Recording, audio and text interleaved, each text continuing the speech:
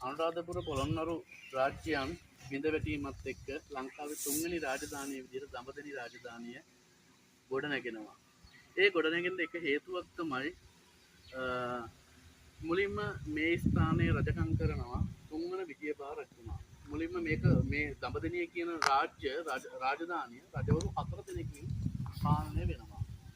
ඒ රජවරු 4 දෙනා තුරෙන් විශිෂ්ටම රජවරු දෙන්නෙක් විදිහට තුන්වන විජයබා රජතුමාගේ පුතා දෙවන පණ්ඩිත පරාක්‍රම බාහු රජතුමා.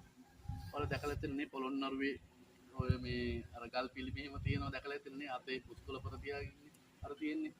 එතකොට මෙතන වැදගත් වෙන එක හේතුවක් තමයි තුන්වන විජයබා රජතුමා දළදා වහන්සේ බෙලිගල, ඒ කියන්නේ කෑගල්ලේ බෙලිගල තිබිලා බෙලිගල තියෙනවා දළදා වහන්සේගේ ආරක්ෂාව. ඒකට හේතුව තමයි ලංකාවේ රජවීමට නම් රාජ්‍යත්වය තහවුරු කිරීමට නම් අනිවාර්යෙන් දළදා වහන්සේත් පාත්‍රාධාතුන් වහන්සේත් ඒ රජු සතුව තියෙන්න ඕන. එතකොට රජතුමා සතුව දළදා වහන්සේත් පාත්‍රාධාතුන් වහන්සේත් නැති නිසා රජතුමා මුලින්ම දළදා වහන්සේව තමන් බාරයට ගත්තා. ඒ වෙනකොට හිටපු මහා සංඝරත්නය තමන්ගේ යටතට පත් කරගත්තා. ඒ කියන්නේ තමන්ගේ පාලනයට නතු කරගත්තා. ආම්තුරුන්ගේ දැනත්ත ඇතිව. එවකට මේ ස්ථානයේ තුල හිටියේ සංඝරාජ හාමුදුරුවෝ දඹදෙණිය රජමහා විහාරයේ සංඝරාජ හාමුදුරුවෝ නමක් තමයි මේ එවකට හිටියේ.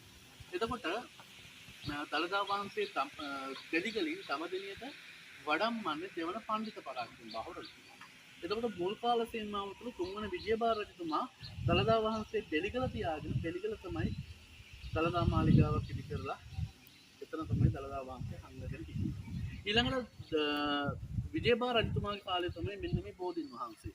හරි ඒ කියන්නේ දැන් මේ දළදා මාලිගාව මේක තමයි දැන් ලංකාවේ තියෙන පැරණිම අවුරුදු 800ක් වරම දළදා මාලිගාව.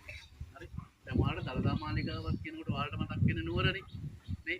දැන් ඔයාලා අත්‍තරම දළදා මාලිගාව කියනකොට ඔයාලට සාමාන්‍යයෙන් මැවෙන්නේ මොනවද? පත්තිරුප්පුව ඊට වටේ තියෙන ගොඩනැගිලි තියෙන ඇත්තම කිව්වොත් එහෙම දළදා මාලිගාව කියලා කියන්නේ නුවර පත්තිරුප්පුව අනිත් ගොඩනැගිලි ටිකවත් නෙවෙයි. ඔයාලා දැකලා ඉතින් හේවිසි ගහන මණ්ඩප්පේ ඉස්සරහා තියෙන මේ වගේ ලොකු ගොඩනැගිල්ල. වැඩ හිටින මාලිගාව. ඒතකොට දළදා මාලිගාව කියන්නේ මෙන්න මේ ගොඩනැගිල්ලට විතරයි. ඒතකොට ඊට හාත්පස අනිත් දේවල් ඔක්කොම ඊට පසු කාලීනම ඇතිවෙච්ච ගොඩනැගිලි විතරයි. හරි. එතකොට දැනට ලංකාවේ අවුරුදු 800ක් පරණ ලංකාවේ නිර්පද්‍රිතව තියෙන අංග සම්පූර්ණව තියෙන ලංකාවේ එකම දළදා මාලිගාව තමයි මේ තියෙන්නේ. හරි. දළදා වහන්සේ වැඩ හිටපු දළදා මාලිගාව මේ තියෙන්නේ. හරි. එතකොට රාජ්‍යයන් කීයක් තිබ්බද ලංකාව තුල? රාජ්‍යයන් කීයක් තිබ්බද? රාජ්‍යයන් 8ක් තිබ්බ ලංකාව තුල. අවසාන රාජධානිය තමයි නුවර